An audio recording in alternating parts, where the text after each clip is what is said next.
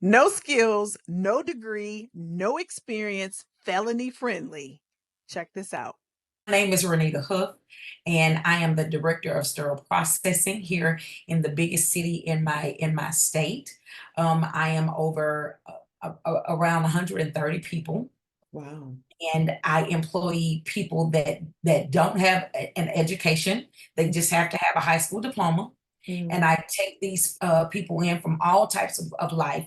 You know, they can't have a felony that's 5 years old. They can have a felony that's 6 years old. So I love taking on people that no one else wants. I love taking on people where where they used to clean commodes, being a janitor or being a custodian, and those that are just out of high school, or those that have a record, but now their record doesn't show up on their up on their background checks because it's been 7 years. I love helping those that feel as if that they can't have a career. And so what I do is I take these employees on, and I have an education with system on the inside of the inside of my department. And which what that means is I onboard them, I do on the job training, and I educate them.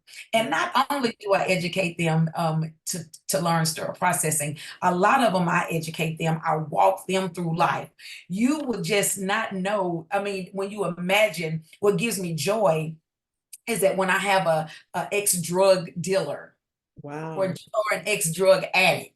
Wow. And yes, I love it. Oh, I love it. And they never had, I have men that have never had a job before till they came to work with me.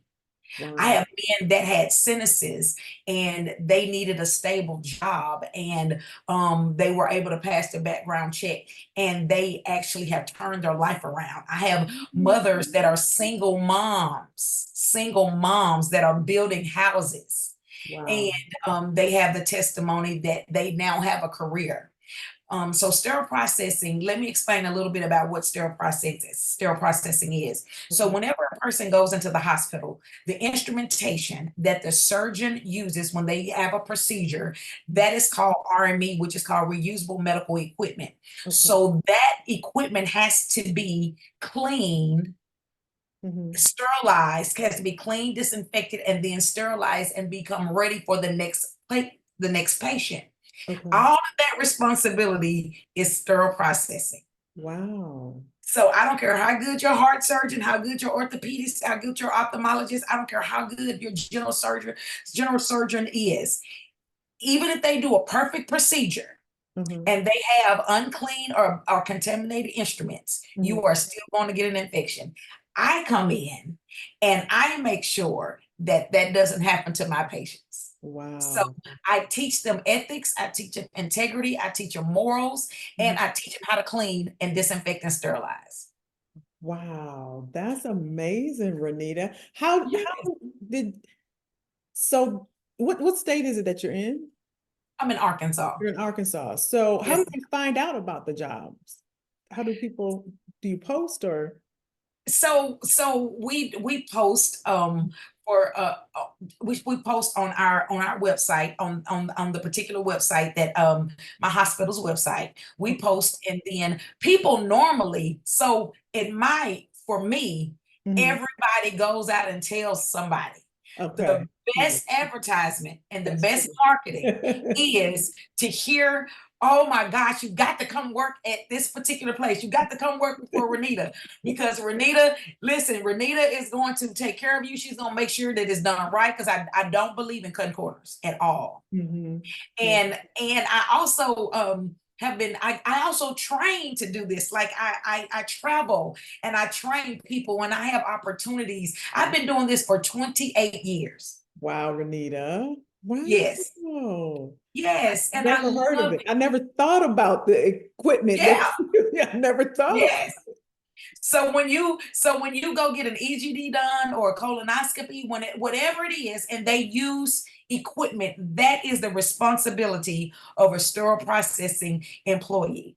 And I write all policies and procedures according to the manufacturer's guidelines. That's why I was telling people that don't it's not your assumption, it's not your theory, it's not your thought on how something should be cleaned, disinfected, and sterilized. It has to be done according to the manufacturer's instructions. And so I write a policy according to all of the equipment. Can you imagine how many policies I have? According to all of the equipment, and I teach the employees how to follow those instructions, and I teach them how to become certified. Wow. Wow. But in Arkansas, I'm thinking Arkansas is not that big, and maybe I don't know, because I got people there, but I have never been. But you said people come in and you're the largest in the city. One of the largest. Yes, One of ma'am. the largest. So there's that many jobs for people? Oh, it's so again, I have 100 and on average 130, from 100 to 130 people. Yeah, that is a lot. That's a lot. Yeah. That's a lot. That's a lot of, and it takes you 2 years to really become a solid sterile processing technician. Okay. Okay.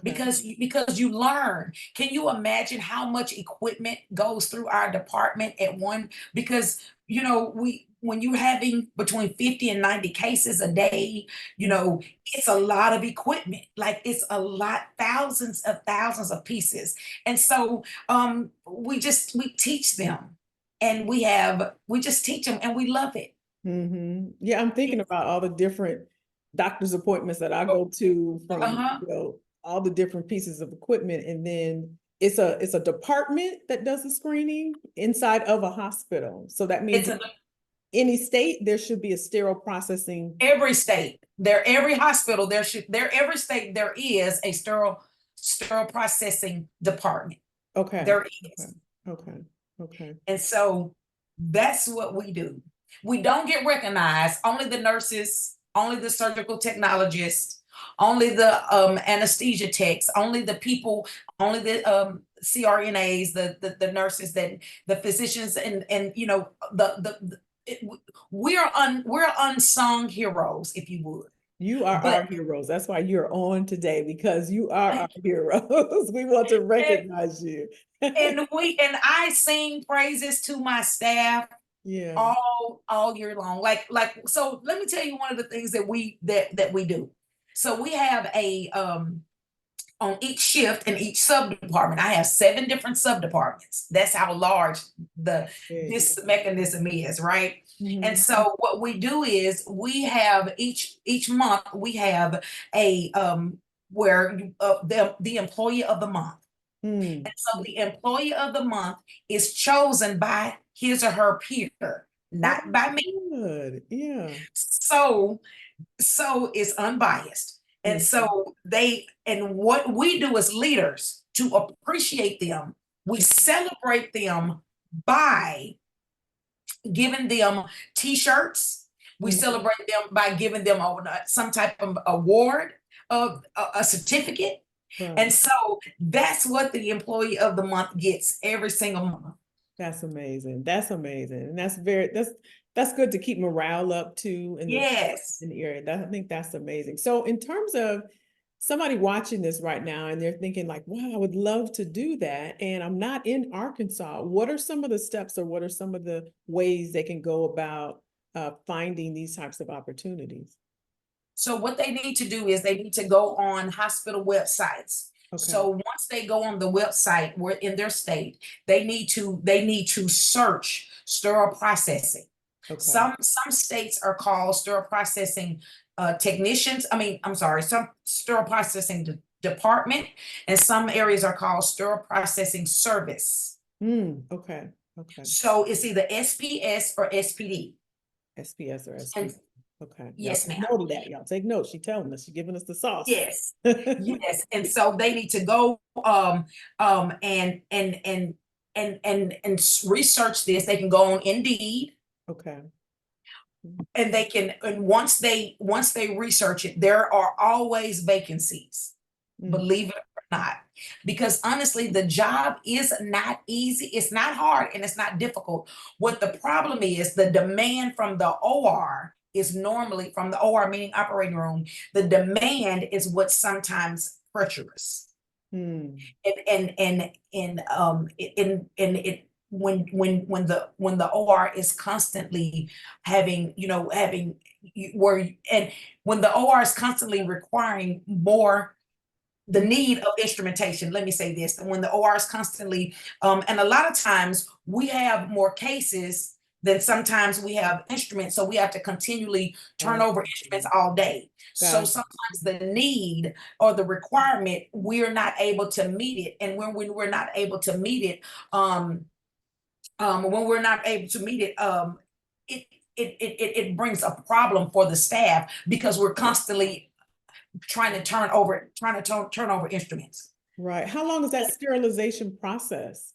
So a set or a case card, if you will, that has the instrument sets on the case card, it takes between 3 to 4 hours for it to go through the whole process. The whole process, okay. Yes, ma'am. So what happens is, but we have a lot of instruments going through the whole process at one time. Got it. Got it. So a lot of things are happening all at one time. And so it's like I said, it's the demand from the OR sometimes that's the issue.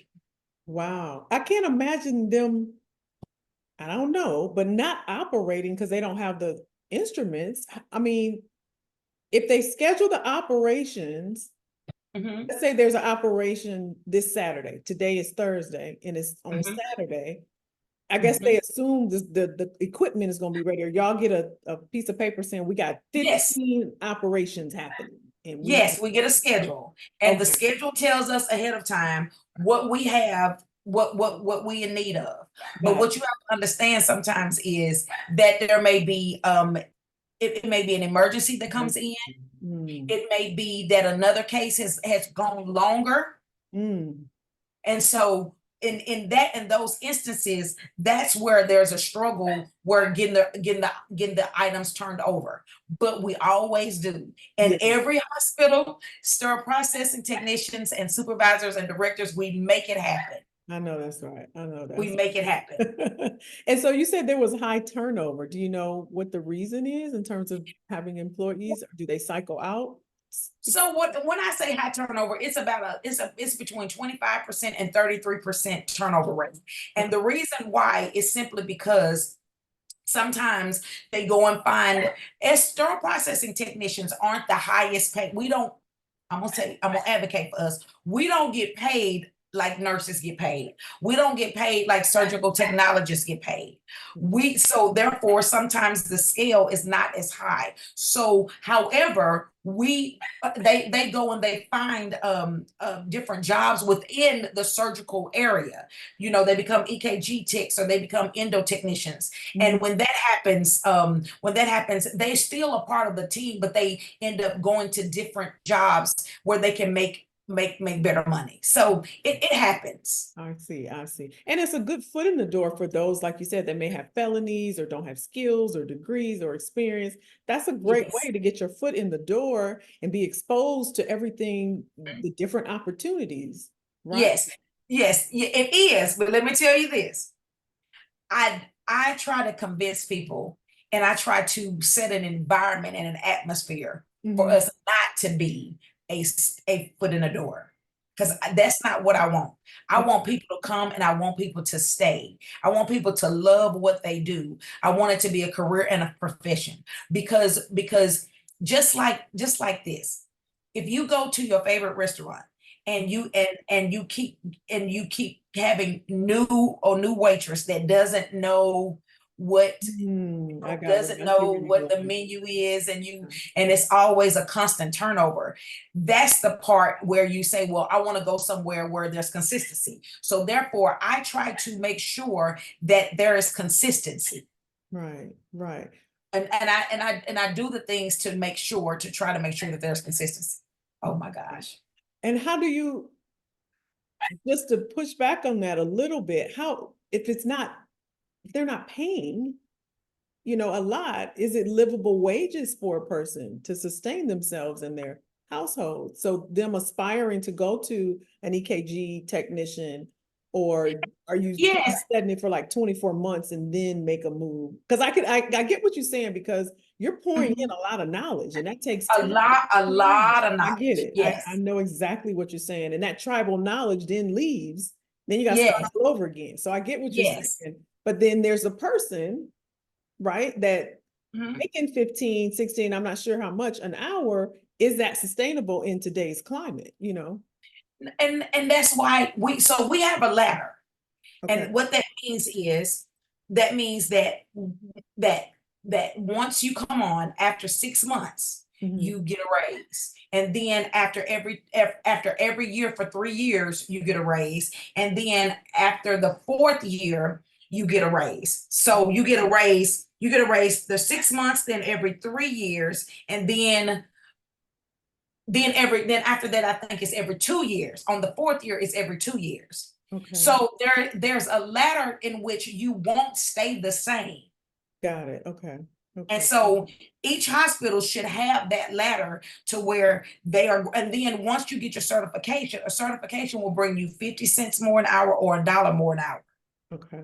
Okay. So there are goals that you can aspire towards. Staying longer gives you more benefit. And so what is the salary range? What is the hourly rate typically? And I know it's going to be different for each state. In California, it's going to be different. But what have you seen in terms of the range for this? So the base pay is around, let me say, annually. So the base pay can start about 33,000 to 40,000. Okay. And then you go up, then you actually go up from there.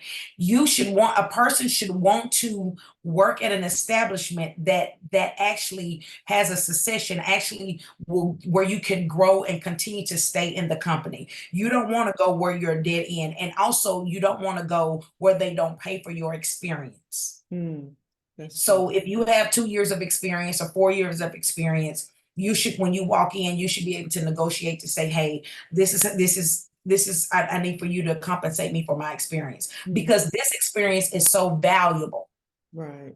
It is so valuable because you've never even heard of sterile processing. I hadn't heard of it. You're right. And people they just don't think about sterile processing. That's true. And the other thing is, it's going to always be in demand. Somebody's going to always need. It's always. Yeah. So that's another. It's never going anywhere. Yeah. So that's why I would tell people to work to get your certification. And people want to be managers overnight. They want to come in and they want this quick fix. Oh, I got my certification and now I want to be the director. I want to be an assistant director, but that's not how it goes. Just learn and climb the ladder and be consistent. And when you climb the ladder and you're consistent, when you reach your destination of manager or assistant director or director, now you have all of the tools to be able to be successful. Right. And to run a successful department. I love it. I love it so much. Thank you so much for this information. It's definitely going to help a lot of people that, like I said, maybe they don't have any skills or experience or degree or a background that they're not proud of and need a way to start a career path. I think this is a great opportunity to get in and really build a career, like you were saying earlier. Yes. Find you and get in touch with you. People can find me at renitaMHoof@gmail.com. And I also have a website, renitahoof.com. And they can, of course, and I answer any questions. You can find me on TikTok, RenitaHoof12. And so I'm on Facebook as Renita Hoof, and I'm on Instagram as Evangelist Renita Hoof. So this is who I am, and I'll answer any questions. I'll even set up a free study group if I have enough people that's interested. I will do whatever I can to get people into this profession and get them to stay, because this profession is so needed, and it's an amazing career. Awesome. Well, thank you so much again for joining me. I appreciate it. Thank you so much for having me.